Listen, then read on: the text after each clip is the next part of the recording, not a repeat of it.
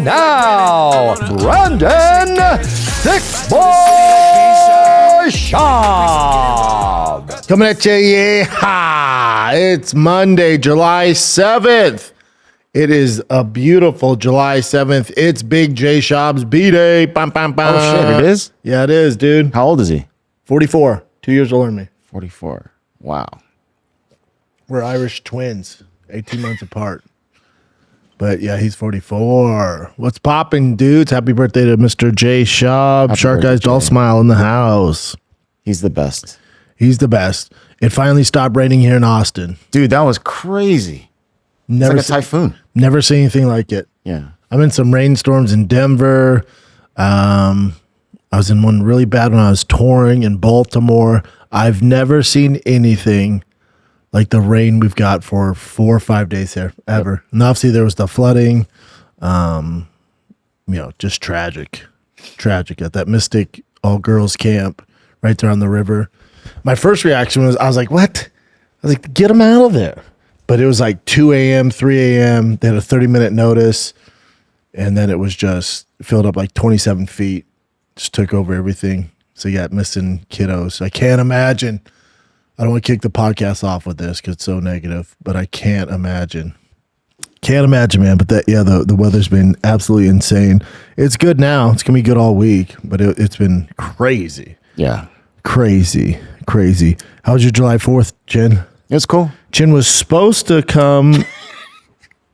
So I haven't invited Brian, right? I want to keep the riffraff out of here. Yeah. Jen was supposed to come to the block party that my neighborhood had, and then text me the day before and was like, "Hey, can I bring me?" I feel so bad. Can I bring me and 5 friends? I was like, "Well, no, dude." No, dude. That's kind of my So just to give you like a heads up, I know you're not going to be cool with it. So I'm just it's like your way of to make sure I say no. Yeah. But I wanted to go, but I had no choice because people are visiting. People in town. Yeah. I get it. No, I knew what was going on. I was like, no. Yeah, we know. Yeah, we know each other. Yeah, we know. You know what's up, dude. It was all good. I'm telling you, man, best July 4th I've ever had. Really? Hands down, not even close. Nice. Yeah, it was fantastic. Just fantastic. Because my kiddo's being born and raised in LA. Out there, there's droughts and shit and fires, so I get it. But with the fireworks, you can't, there's no fireworks stands. You can smuggle some in through your ass through Mexico, but for fireworks, I'm not doing all that for the kiddos. And out here, we went to a fireworks stand literally like a mile from the house, and they had everything. And I was like, hey, I got to put a performance on. I'm new to the neighborhood. He's like, I got you. And he just loaded up. And dude, I put on a fucking straight up Disneyland experience. Really? I mean, bam, bam, bam. So how do the cops, they don't care about? No, they don't care out here. That's sweet. I mean, it was legit, dude. So legit. The next morning I had to clean up, took for a hot second. Yeah. It was so legit. And to see my kids, again, I grew up doing that in Denver, where there's M80s, there's the freaking windy things, there's the snakes, there's all that stuff, the Roman candles. But my kids have never done any of that stuff. They've had some sparklers, which are kind of lame. But to have them close to it, obviously super dangerous, but have them super close to it, they were freaking out. Yeah. We got home and everyone, my mother-in-law, father-in-law, Joe, the boys, you're sat down and a consensus. They're like, that's the best holiday we've ever had. Wow. And that's our first holiday here. It was insane, awesome. Dude. And then after, dude, I got a little awkward. It was also really cool. I was just like, oh, okay. I fire off all the, there was the big boys that you see at Disneyland, shoot into the air. And There's one that was 2 minutes long, 4 minutes long. And I had 2 that were 3 minutes long. So for the finale, I lit 2 at the same time. And then as it stopped, everyone's cheering. And one of the neighbors starts going, USA, USA. And then all the other neighbors, I think, they were drinking. They're all, USA, USA. I was like, God, dog, we ain't in LA anymore. Holy shit. Turn around, one dude has a US flag draped around his shoulders, like USA. I'm like, holy shit, yeah, it was good. I don't know if it's that good, but yeah, it was fucking dope, man. What'd you guys grub on? One of the neighbors made brisket. He made pulled pork, brisket, and ribs and chicken. Nice. Then he made he freaking, I don't want to say barbecued the night before. Mm-hmm. Yeah. And then we were in charge of chili. So wifey made her fancy chili. But yeah, it was just, and we just bouncing. There's like 5 houses. And you just bounce around all day, all night. The kids, we went in 5 different pools. They had a slip and slide. And the weather kind of put up with it, especially when during the fireworks. It was crazy, man. And then there's this dude called Mattress Mike. The Texas people definitely know. His name's Mattress Mike. He's so rich. He's the Scrooge McDuck of mattresses. And whenever the Houston Astros win, I want to say if they win in the World Series, that's his old ass there. He's so rich. Mattress Mike lost 13 million bets after Astros series loss. Yeah, but he gives out mattresses when they win. I think the World Series or maybe it's the playoffs. But anybody that bought a mattress, he refunds them if they win. Holy, he does it every year. I could totally use that, man. Yeah, right. Yeah, you just bought a mattress, so you should have went to Mattress Mac. So this dude, his house is not far from me, and on the lake, it's right across from us. But he puts on like a straight up Disneyland fireworks show, Scrooge McDuck style. Not my shit. He hires like professionals in his timing, and it was wild. But Mattress Mac around this Lake Travis area is a straight legend. I hate the Astros, so hopefully he doesn't find that out. And they just beat the shit out of my Dodgers, but whatever, swept them, not a big deal. They beat them 18 to I think 1. That's cool. They're hot right now. It's whatever. Our pitching's hurt. We'll see what's up when Ohtani's pitching the playoffs. We'll see what's up when Snell's back. We'll see what's up, dude. When Kershaw's pitching, we'll see what's up. When Oscar is back, when the whole lineup is back, we'll see what's up, Houston. But yeah, Mattress Mac, legend. So rich. So freaking rich. Yeah, man, just a grand old time. Let's get into some fight talk here. I mean, the biggest news is, I want to say me and Ching called it. I definitely called it. I told you when John announced his retirement, he's coming back. Now, I didn't call he would do it the following week. That's kind of silly. If anything, like just go into the testing portal, but don't announce it. Oh, Jon Jones, yeah. Yeah. So I knew his retirement would be short-lived. Jon Jones claims he's re-entered the drug testing pool ahead of proposed UFC White House event. That's pretty huge. I knew about the UFC White House event. This isn't a flex, but I knew it was confirmed for like 4 months now. Wow. Everyone wants to fight on that card. At the White House? That's insane. Now, if you make it political, you're like, oh, God, the UFC's so tied in with Trump. Just take all that out of it, whoever you voted for. This is how far the UFC's come. The UFC is fighting at the White House. That's insane. That should be celebrated. Yeah, but Trump, I don't give a fuck if Kamala Harris or Pete Buttigieg's gay butt was the president. Dude, if the UFC's at the White House, that is insane, dude. You know how big that is? That's so cool. Yeah. Despite whatever, if you sway left, sway right, take all that out of it. The UFC is having an event at the freaking White House. Let that sink in. So cool. Everyone and their mom wants to fight on this card. Now, just going through, so you're going to have some American fighters on there, clearly, right? We're not going to do this like UFC Noches where we have a Brazilian headline it, right? We got to have Americans. The problem is the Americans really aren't thriving right now, are we? Especially as champ status. We don't have a ton of Americans crushing it. A few guys come to mind that you have to have on there, even though they're not champs. Bo Nickel, Mr. Captain America. You got to have Bo Nickel on there. You have to have Ben Askren healthy walk out. You got to do that. Yeah, dude, I would assume Colby Covington is on that card. Probably gets beat up, but either way, you have him on there. Mm-hmm. If Jon Jones was able to come back, man, did he speed track his USADA stuff because he wants to fight at the White House? Because if you did Jon Jones Aspinall on the White House lawn, what?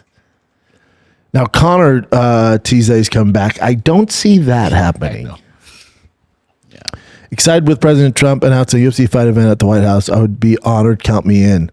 I just don't see it happening. But if you're going to do it, you would have Michael Chandler. He comes out with the American flag, and he's a big Trump supporter. So is Connor.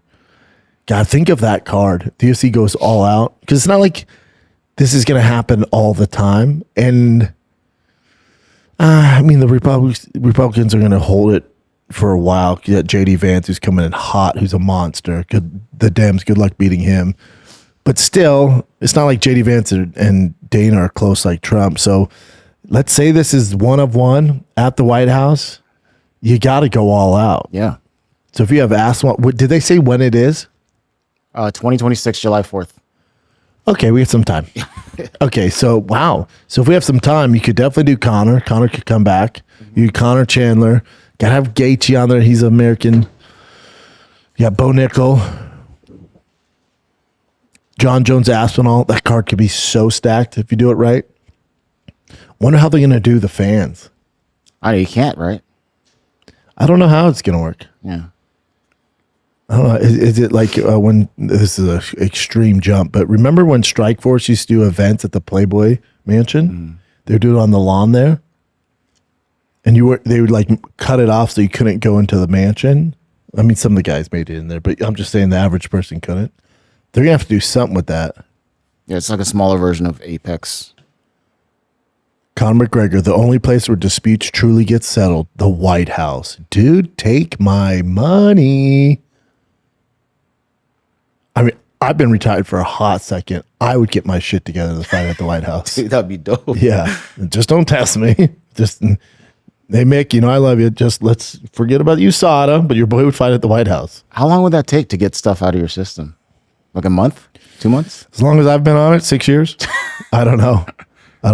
Yeah, probably a month. Yeah. Feel like shit. But yeah, you could have a cowboy fight on there. American Patriot. Yeah, you got to go with the American theme. The problem is, I think John's our only American champ. I think you're right. And not a great look. Let's take a little break here, kids, before we jump right back in this juicy episode. Listen, this episode of the Shop Show is brought to you by Shopify. When we were young, we used to dream of being anything, an astronaut, the president, a prince, princess. But as you get older, your dreams change, focusing less on running the world and more how you can take your skills and ideas and turn them into something real, because you need money, right? For house, kids, girl, all that stuff. Instead of dreaming of going to space or owning your own castle, maybe start dreaming of owning your own business. You'll need a website, a payment system, a logo, and a way to advertise to new customers. It can all be overwhelming and confusing, but thankfully, that's where today's sponsor, Shopify, comes in. Cha-ching! Shopify is the commerce platform behind the millions of businesses around the world, and they make up 10% of all e-commerce in the U.S., from household names like Mattel and Gymshark to brands just getting started like Drive Fast All Gas. That's right. We use Shopify. They're hands down the best. They make it so easy. What if I can't design a website? Say less. Shopify's got you from the get-go with beautiful, ready-to-go templates to match your brand style. What if I need a hand? We got you. Get help with every task like enhancing product images, writing product descriptions, generating discount codes with Shopify's AI tools created for commerce. We got you, man. And what if I get stuck? Shopify always has around to share. They're always around to share advice with the award-winning 24/7 customer support. Turn those dreams into cha-chings and give them the best shot at success with Shopify. Sign up for your $1 per month trial and start selling today at shopify.com/Schaub, all lowercase. That is shopify.com/Schaub, all lowercase. Shopify.com/Schaub, all lowercase. Cha-ching. Let's get back to the program. I would just go to UFC.com, dude. But normally it would pop up, so I don't know why it's doing this. Even this has changed. So, Merab, Pantoja, Merab, Volkanovski, nope. Ilya, nope. JDM, nope. DDP, nope. Magomedov, doubt he's getting on there. Tom Aspinall, yes. As far as fighting on that card. And then Shevchenko, Zhang Weili, the Chinese ain't fighting on there. Kyla Harrison. Oh, yeah, shit. She's our only American champ. Holy shit, dude. We've fallen off like a motherfucker. I mean, John is basically still... Dude, what if the UFC said, you know what? We're going to go all out. Now, we're waiting a hot second for these fights, so it doesn't make much sense. But if you did Tom, John, that's your headliner. That's selling fucking... Hell yeah. Cakes, right? Yep. You got Tom, John, Kayla Harrison, Amanda Nunes, So you got American, you got Big American, you got Bo Nickel, you got Colby Covington, you got Justin Gaethje, Bo Nickel. Did I say Gaethje already? Mm-hmm. Oh. Right. And you have Strickland. And you do Strickland Izzy on. You for sure have to have Strickland. Yeah, Strickland all day. Strickland was built for this fucking thing. You have Strickland Izzy on there. Well, the UFC pull those big dogs out. It's going to be expensive. I assume the White House is fronting the bill, so they got money. You know what I'm saying? You look at their budget, and they got money. Maybe stop going to so many wars and put some money towards the UFC and stack this thing for us. How would it be, though, would it be as fun to watch without an audience? Well, there's going to be an audience. I mean, like, in the crowd. Oh, I don't give a shit about any of that. You don't? No, because there'll be an audience. There won't be 15,000 people. Yeah. But I bet there'll be a few thousand. Yeah. There's something about seeing people reacting, that makes it. Yeah, I don't give a shit about any of that, dude. It's at the White House. This isn't the Apex Center. This is the White House. It is the White House, which is legendary if that happens. So freaking cool.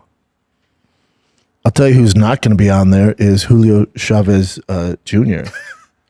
He's probably not going to make that card. Yeah.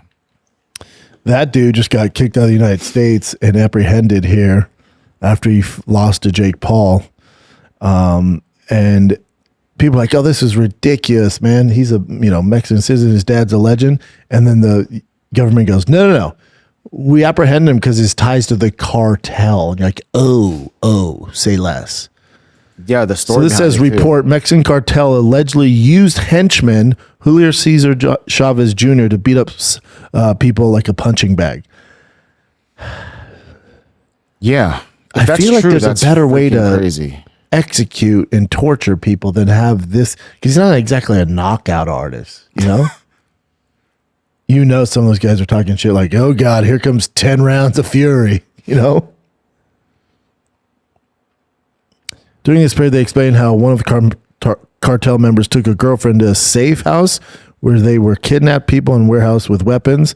There he saw how El Nini ordered his guys to be tied up and hung like a punching bag for Chavez Jr. to hit him. They actually did arrest him and they're deporting him. So there's got to be some truth to this.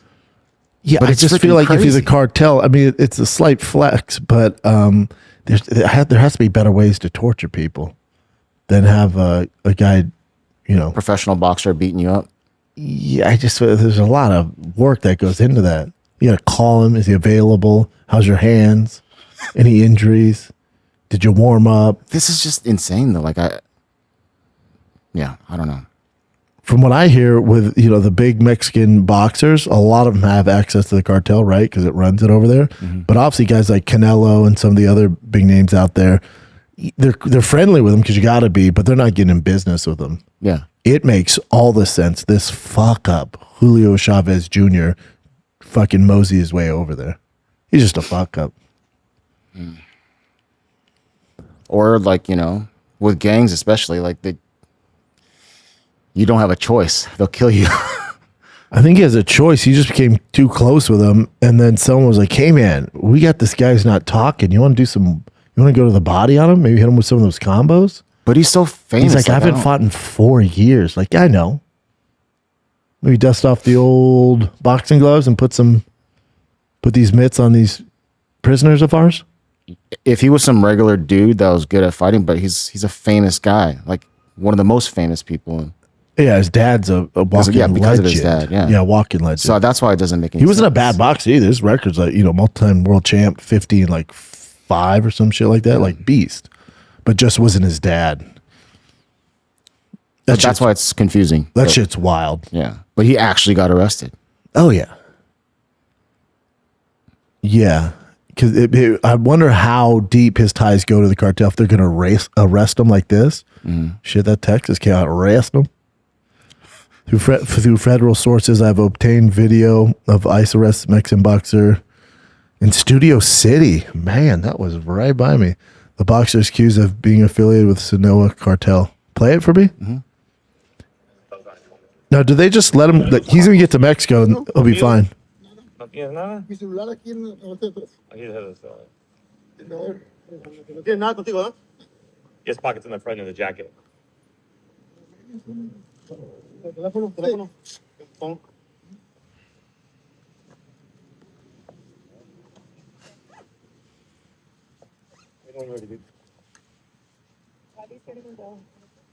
Seems like super nonchalant too. He's probably not too worried about it because Yeah. they're just going to hand him over to the Mexican government, and the cartel has their hands in that too. And they're like, "Cool, thanks, man. At least you got a free ride back." Exactly.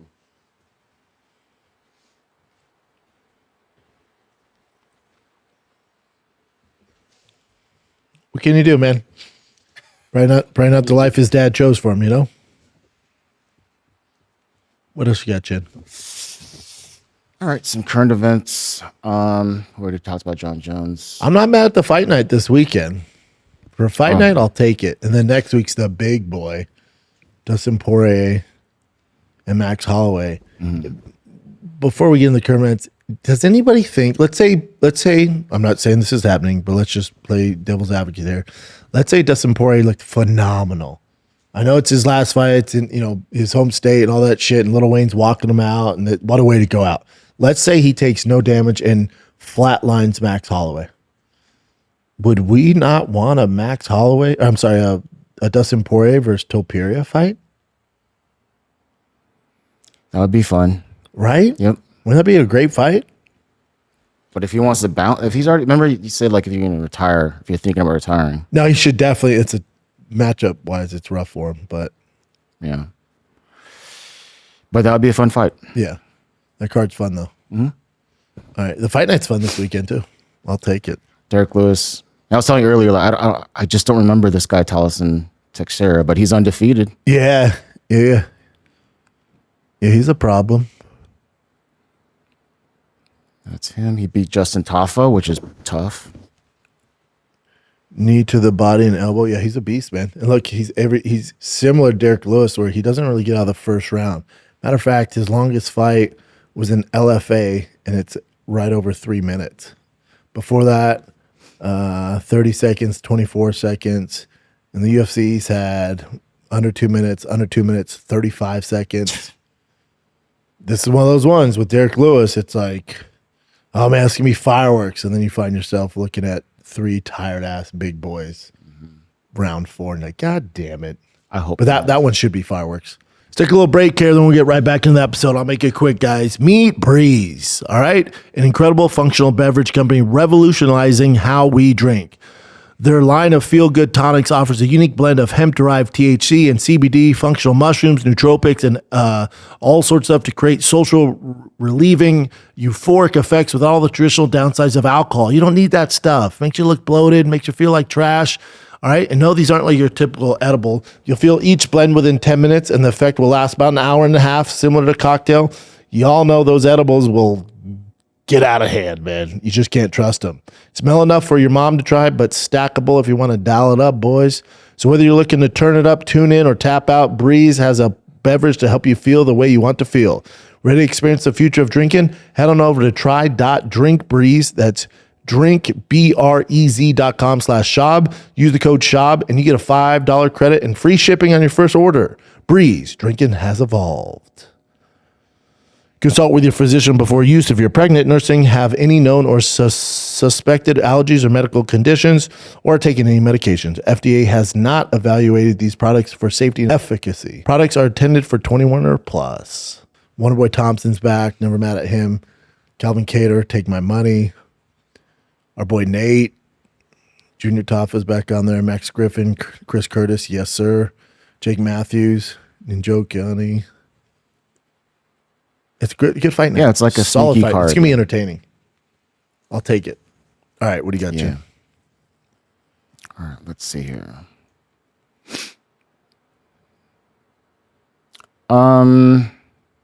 He's okay. So Tom Aspinall said that his next fight is actually booked, but he can't say who it is yet. I mean, it's not hard to figure out. Who do you think, Cyril? Yeah, 100%. Go up. He put the heavyweight division not exactly on fire at the moment. from a name point of view, I think the talent's there. Oh, I disagree. But if you look 5+ years ago, just the name value in the top 15 was incredible. We're talking guys like Fabricio, Kane, JDS, Mark Hunt, Overeem, Brock, Brendan Schaub, Stipe. The list goes on and on, Brendan Schaub. You look through the top 15, it's like, wow, that's incredible. Whereas now, even me who's a heavyweight, I look through the top 15, I'm like, I've not really seen these guys fight before. It's because they're not very good, Bubba. I think over the next few years, that's going to change. I don't think so. Especially with Tom dominating. You guys are going to be like, fuck that.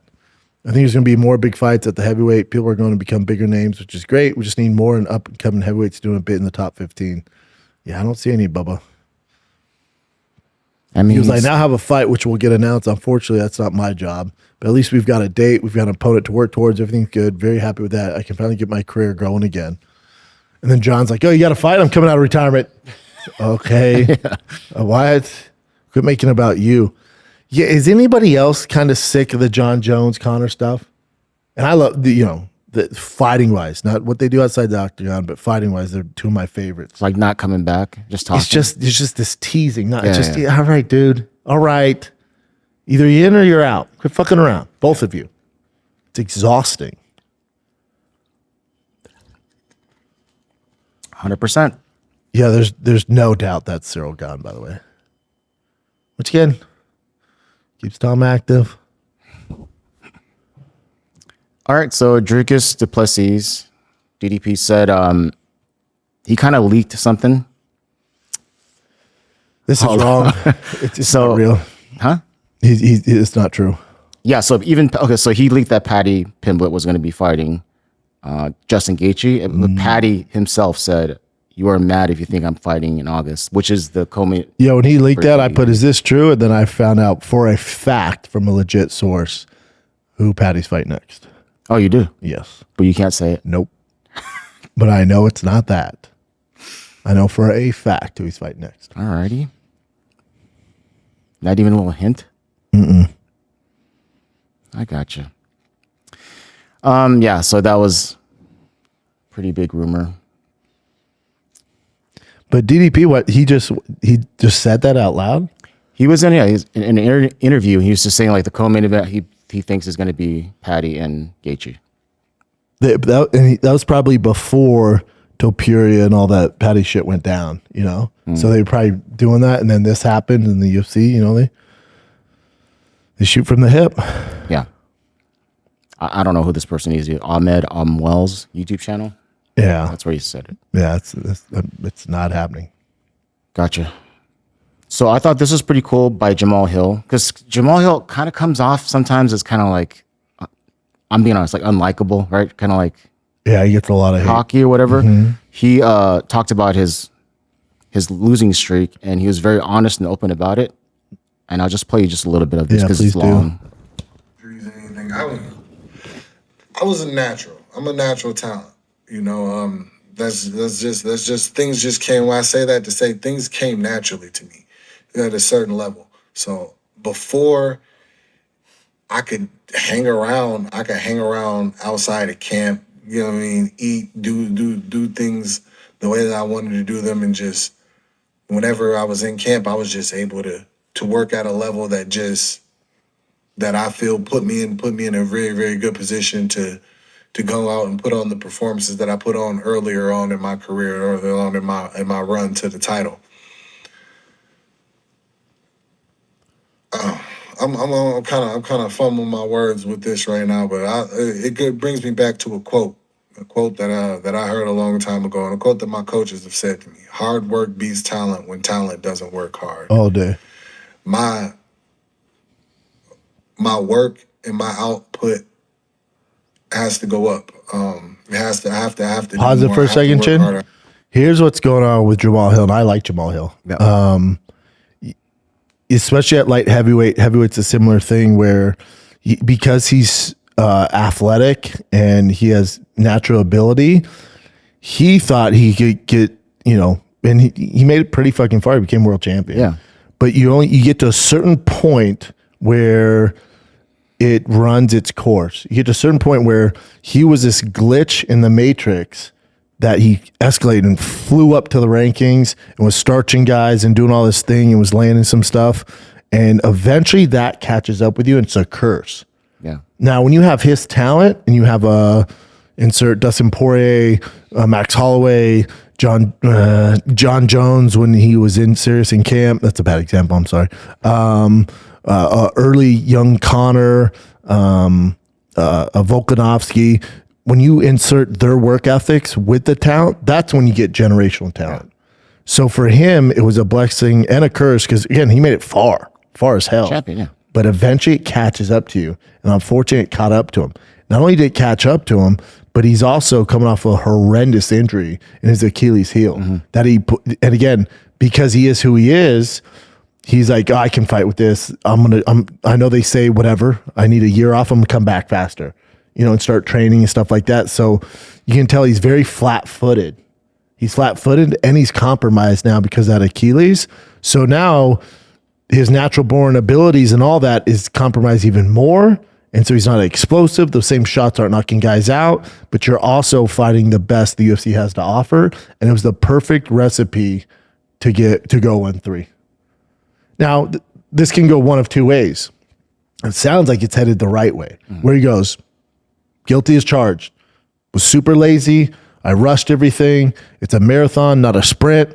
I'm going to reassess my camp, my coaches. I actually, if your coaches are letting you enter that octagon without turning over every stone and making sure you're in there, you probably need to find somebody else. If you don't have a team that's holding you accountable and going, no, you ain't fighting, dude.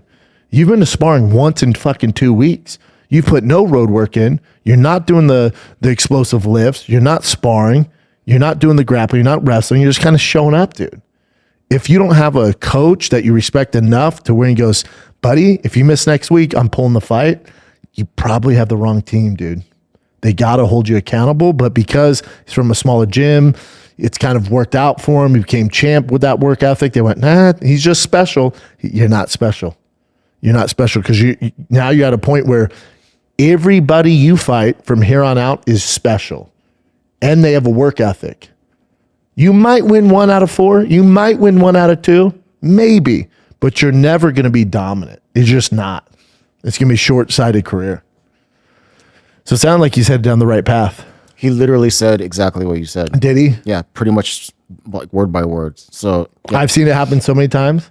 It happened, the reason I talk from this perspective has happened with me where it wasn't a work ethic thing. If it was a work ethic thing, I'd be 10-time world champion. Work ethic, I got. My issue was experience.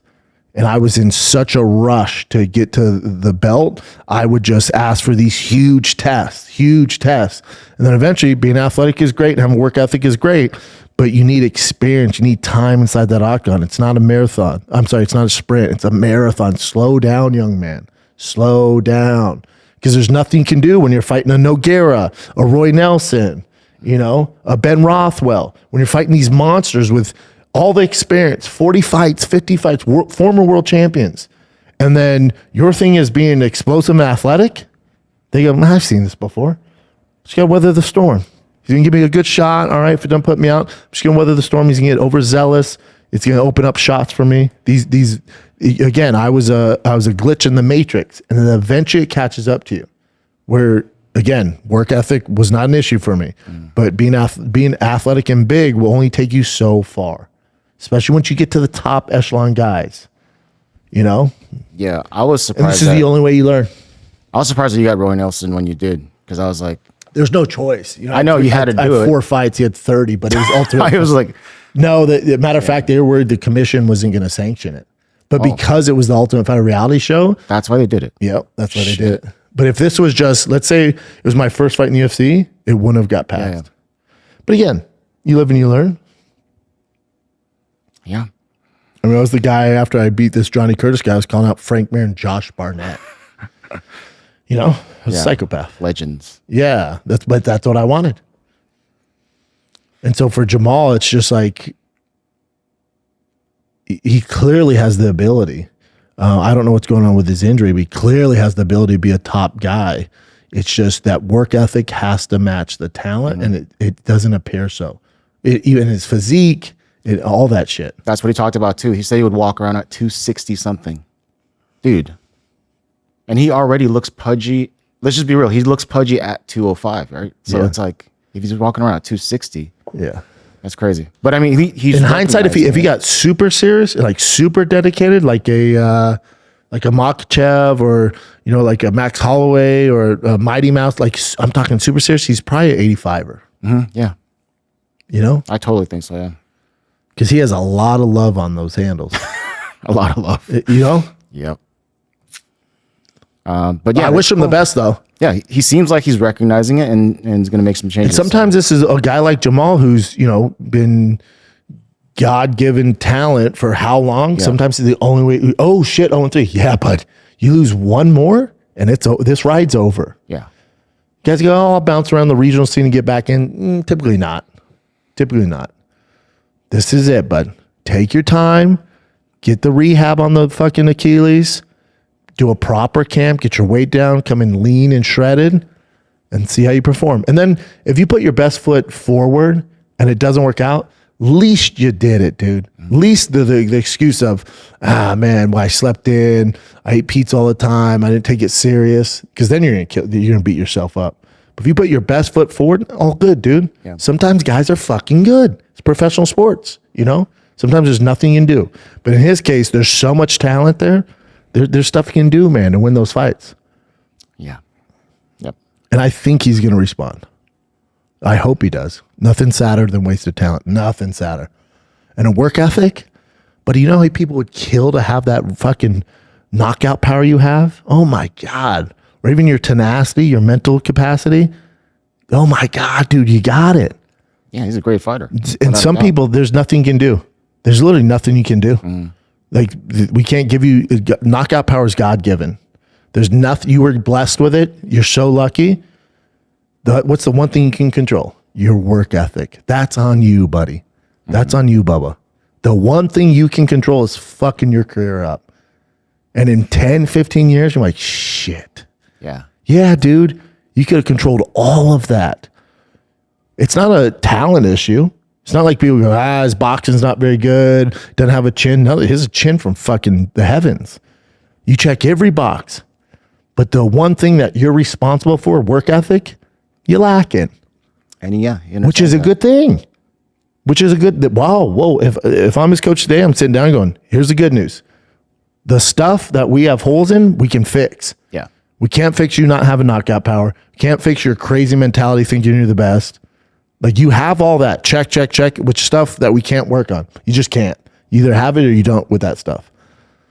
Your work ethic, showing up on time, your diet, your road work, being a good person in the gym, helping others out, all that stuff we can control. And that's the only thing you're missing.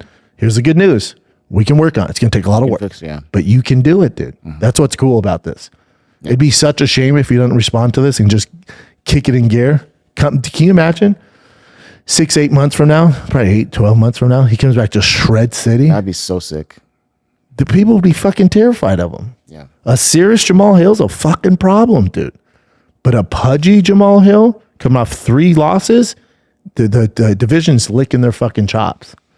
But if he gets in the right frame of mind and gets his work ethic to the fucking UFC professional athlete level, dude, to his next opponent, good luck. Good fucking luck. I'll bank on Jamahal Hill if he gets his shit together all day. Yeah, he's super talented, without a doubt. All right, next current event. This is Corey Anderson talking about Ben Askren. So I try to look up stuff like updates with Ben Askren. I haven't seen much. So here's the bummer. What? You know that with that lung transplant. Yeah, two lung transplant. The survival rate's only people survive 30%, 10 years. What? Wow, that fucking sucks. Yeah. So it's not like he gets this. It's like, oh, Ben's back. It's like 30% of the people that get that lung transplant live 10 years, and that's good. Most don't live that long. Only 30%. Shit, dude. Look at it, make sure I'm right. I'm not just talking shit. I mean, I don't want to laugh, but yeah. Go ahead. Statistics on people that get double lung transplants. Life averages. It's not. This is gonna bum you out. So life averages. The average life expectancy for individuals who undergo a double lung transplant, ready for this, is 6.5 years. But many factors can influence this, including age, overall health, specific lung disease. Some individuals, particularly younger patients, can live much longer, with some reaching 20 years. But the average is 6, dude. That's fucking insane, dude. Yeah. I think kids, they tend to live longer, but in general, it's not great. That'll fucking bum you out. That's so sad, man. Yeah, super sad. That's horrible, right? That's fucking terrible. The median survival double lung transplant receptance is around 6.5 years. Now, you're talking about an elite athlete. Yeah. So I'll bet on Ben that he destroys 6.5 years. And hopefully with science getting better and shit. Mm-hmm. I mean, hopefully, man. So this is Corey Anderson talking about Ben Askren. It's like anytime we talk about the situation, or someone posted and she shared it to me and we start talking about it, and I can see it hurt because. Hold on, let me refresh. This is Chris Curtis? No. Corey Anderson. Oh, gotcha. I love him. I just want to give you a chance because I know how much Ben has meant to you in your career and how close you've been with him. I know he's going through a lot right now, and I think our hearts are all going out to Ben Askren right now. Oh, 100%. I mean, and here's my wife more than I'm not an emotional guy. Right now I can feel like when you mention Ben's name, the tears start rolling behind the eyes.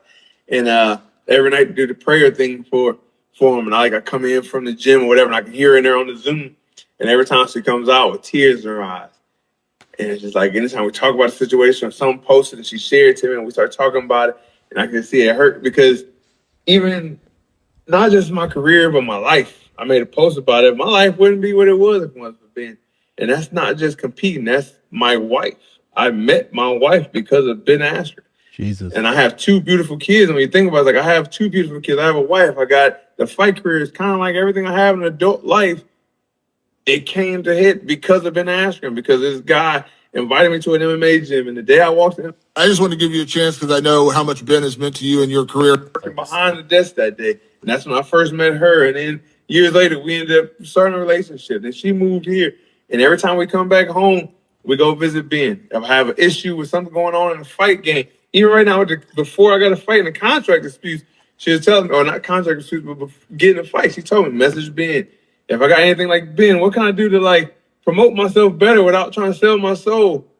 I reach out to Ben. Anything is I reach out to Ben when I have an issue.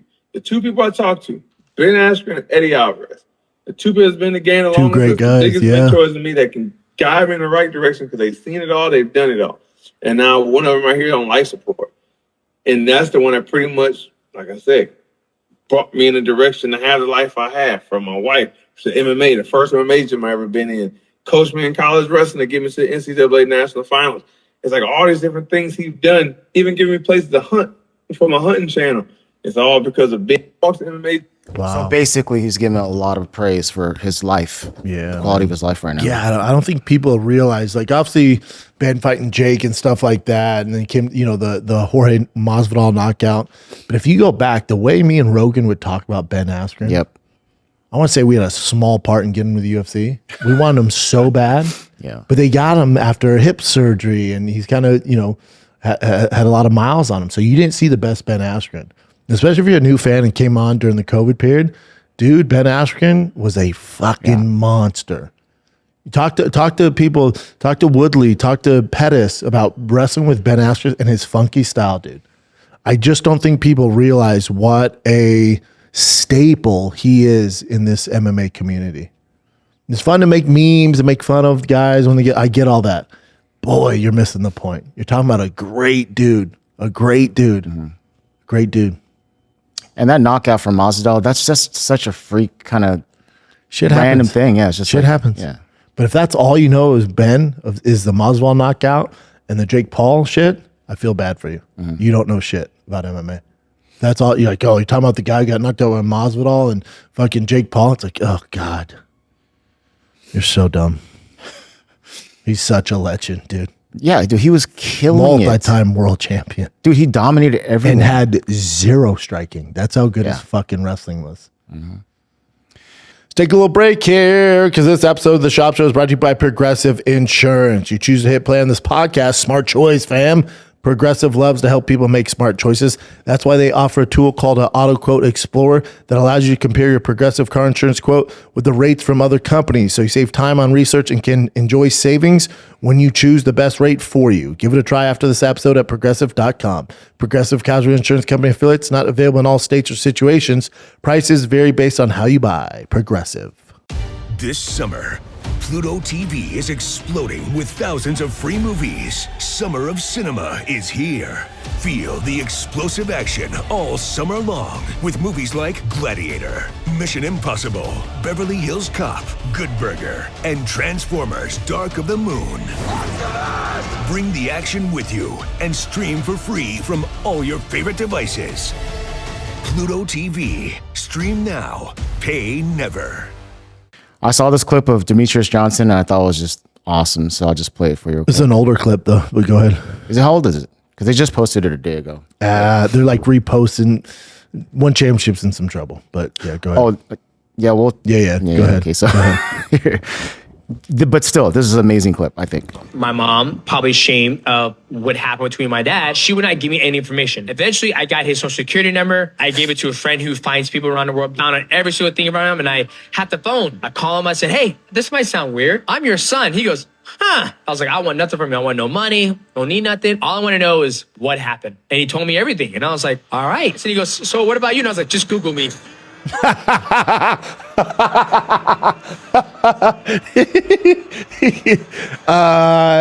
Dad, just Google me.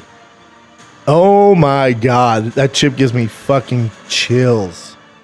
I never knew. Bro, So dope. I love it. Oh, wait, what have you been up to? Not trying to be cocky, Dad. Just Google your son. Pretty good. Some regard me as the best fighter of all time. Most people do. Yeah. Talent wise, there's no one close to him. So you're mentioning this about one championship. Real quick on Mighty Mouse. Huh? Real quick on Mighty Mouse. Okay. We live in such a weird time. When Mighty Mouse is fighting, he never got the respect he deserved. Of course. The greatest of all time. The division wasn't, popping, but he would beat the shit out of everybody. Some of the stuff he would do was so crazy. Defend the titles more time than anybody. All that shit. But no one really appreciated him. Goes to one championship, fights monsters, becomes world champion there, right? He's such a monster. But he's always had this personality you guys see now on YouTube. And then he retires and starts a YouTube channel. And now he's bigger than ever. That younger audience, what's ever going on, just relates to him now. He's so big now. Yeah. He's so good at what he does. And I think it's cool for people to see, like, anyone that knows Mighty Mouse, that's been him since the day you met him. Charisma through coming out of his goddamn ears. He's such a special person, on top of a special fighter, but he's such a good person and so smart when it comes to MMA game. And he's like, I'll start this YouTube thing, and just fucking destroys, crushes it, dude. Couldn't happen to a better person, dude. What's this? One championship faces crisis across multiple fronts. So 90 million loss in 2023, over 530 million total losses since it started. Only 24 million in net assets left. Qatar Investment Authority embarrassed by involvement. Major Qatari sponsors have pulled out. That's where their money's come from. Champions and veterans publicly warn others don't sign with one. Multiple round layoffs. Amazon Prime Video and Turner Sports both exit. Oof. U.S. expansion stalls. U.S. shows scrapped and postponed. American presidents nearly wiped out. Yeah, I don't know much about this person that posted it, though, Tim Wheat on MMA, but this is what the stats that he put up. Yeah, and I mean, Chatri's a super smart guy. Yeah. Super smart. Loves the game. Who trains and I just think, when UFC gets so much heat, the UFC gets so much shit because of the top dog.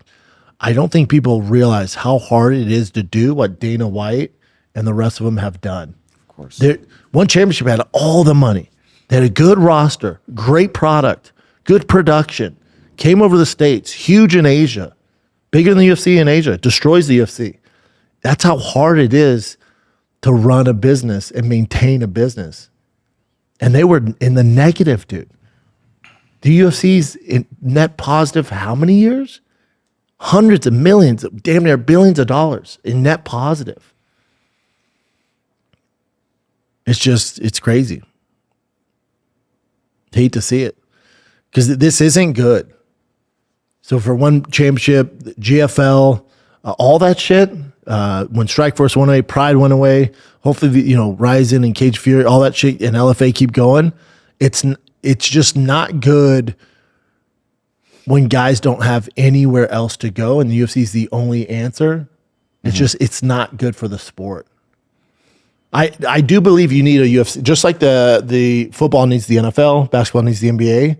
But there's other places these pros can go in Europe and stuff like that and still make money. And baseball, there's the major leagues, but there's so many minor league teams and they can play in Japan and China. They can do all this other shit. But if there's not another company where guys have a choice to go, it's not good. Yeah. So what is it? Just PFL? No, PFL's this guy's gonna make a post about PFL. I would imagine the next month or so. They're worse off than one championship. So it's just UFC. It's just UFC now. Yeah. Alrighty. But it's also, to be fair too, to Chatri and PFL and these other leagues, it's just MMA in general is not on the descent it was 10 years ago. It's kind of maxed out, It's maxed out. Even you look at the UFC, like pay-per-view numbers.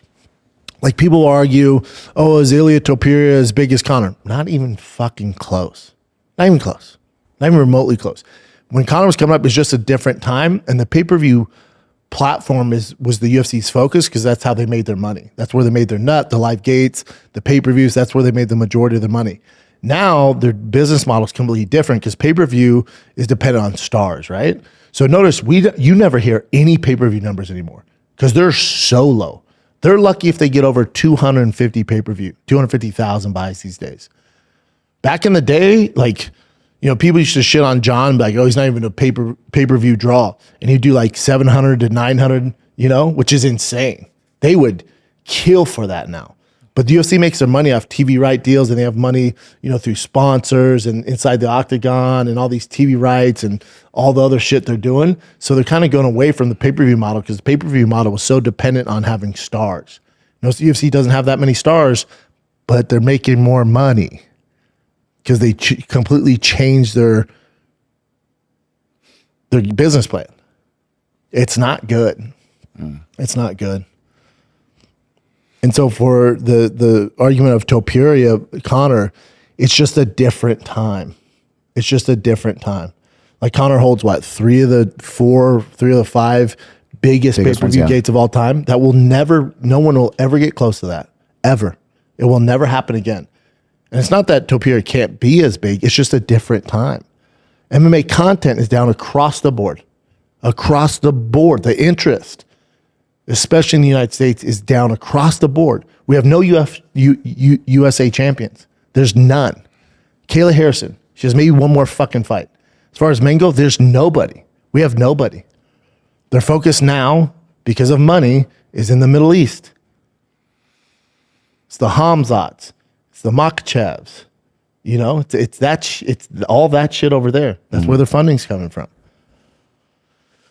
They get the same analytics and they can see what's going on here, There's just MMA content, journalists, MMA content just as far as as a major brand for Showtime doesn't have it anymore. CBS got rid of it. Everyone's getting rid of it because it just doesn't have the same appeal that it did back in the day. That's very true because I remember hearing about all these journalists, MMA journalists getting laid off from their jobs. From The Athletic, a bunch of people. All of them. Prominent journalists. Too. Yeah, all of them. It used to be like the number one thing. It was like this kind of underground, fight league and sport, and it's on the come up, and then we have these characters. And then now it's like, on a hand, you can name how many guys, even on YouTube, are big names in the space. There's not a ton of us. There's just not a ton of guys that have the fan base from the old day. Like if a new person starts, they have to do some pretty gimmicky shit. It's like, whoa, it's like this kind of YouTube. They're not journalists. They have no background really. Clickbaity. Yeah. Yeah, it's like this, silly shit. You have Luke Thomas. You have Ariel. You know? Yeah. Anybody else? I mean, that sucks. Yeah. You have Chael. Yeah, Chael's kind of cute. And then most of the guys have their own channels now. Most of the MMA, like mainstream guys, like Izzy has his, Volkanovski has his. That became a thing now. Corey Anderson has a fucking hunting show. Chad Mendes has a hunting show. You know, everyone has their own thing. Yeah, Chad Mendes is killing it outside of Crushing it. Yeah, killing it. Destroying. TJ Dillshaw's with Jackson, has his own shit, you know? The Jackson thing too, yeah. The Jackson dude. That came out of nowhere and they're like popping right now. Yeah, those are my boys. I love them. I'm with them next week. Hell yeah. Last break, kids, then we will take this episode home of the Schaub Show, because this episode of the Schaub Show is brought to you by Sure Shot, the world's first alcohol detoxifier that reduces blood alcohol content in as little as 30 freaking minutes. This is real. You can wake up with a sharper mind and body, liver support, well-being boost, gut support, hydration. If you're drinking on the 4th, you know how much better you'd feel on July 5th if you had a Sure Shot. Don't be that guy. Have that shot. Don't ruin the moment. Go ahead and have that shot and sober up with Sure Shot. SureShot.com. Use promo code Brendan. Get 10% off. Oh, go to your local Bevmo, Amazon, TikTok shop. They're all over. It's Sure Shot. SureShot.com. Promo code Brendan. Let's get back to the episode. So this is Ian Machado calling out Bilal Muhammad. So let me just play a clip for you. Bilal Muhammad is continuing to call out Kamaru Usman. Kamaru Usman has said himself that he's not fighting anytime soon. So why does he keep calling him out? Because he's avoiding me. He's now started to mention Sean Brady's name again, a man who he's already knocked out. Imagine calling out someone you've already knocked out. That is weird. Here's the truth. Had Bilal beat JDM, he would be fighting me in his hometown of Chicago. So do the right thing. Don't let your hometown down and accept the fight in Chicago. I'll see you soon. And then this is the weirdest thing. The response that Bilal Muhammad did was very, very awkward. I will just play it for you. Ian Gary out here trying to do Connor cosplay with Dollar Tree trash talk. Bro, your lines hit softer than your jab. You sound like a teenager who just discovered McGregor highlight reels. You want to outbox me? Try out talking me. First, without embarrassing yourself. Until then, go back to rehearsing in the mirror. Maybe one day your trash talk will be as sharp as your barber's fade. I love Bilal. So people called him out saying like he used ChatGPT to do that response. Yeah, it looks like he was reading. Yes, dude was very awkward. Yeah, right? the whole thing is awkward. So this is what the... How should I respond to Ian Gary? Ian Gary's terrible trash talk. And then this is what apparently this is what ChatGPT wrote down, which is basically what he said. Whoa. Yeah. So that was very, very bizarre, but yeah. Well, they just need a fight. That's the fight. I'd love to see that. Yeah, you know? Yeah. I'd like to see Ian Gary and fucking Sean Brady, though. I hear you. So this article says Jake Paul's promoter claims the latest fight did better numbers than UFC 317. No chance. No, I love him, but no fucking chance. Let me show you the actual analytics. I don't know how this works though. But no chance in hell. Okay.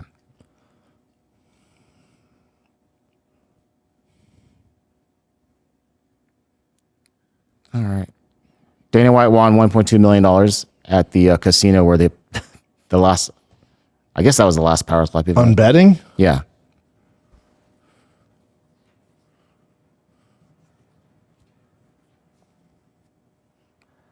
Yeah, man, that's where we're at right now. Oh. Oh, this one I thought was interesting too. So Tony Ferguson said that he's going to have a boxing fight in August, but he can't say who's going to fight yet. Hope he's making money, man. God bless. He's got to make money. Yeah. Yeah, you know. Because he was supposed to fight Dylan Dennis at GFL. I kind of set that up and then went away. What the hell happened? Is there any Funding. like update? I mean, is there any update? I don't know. I haven't talked to the guy.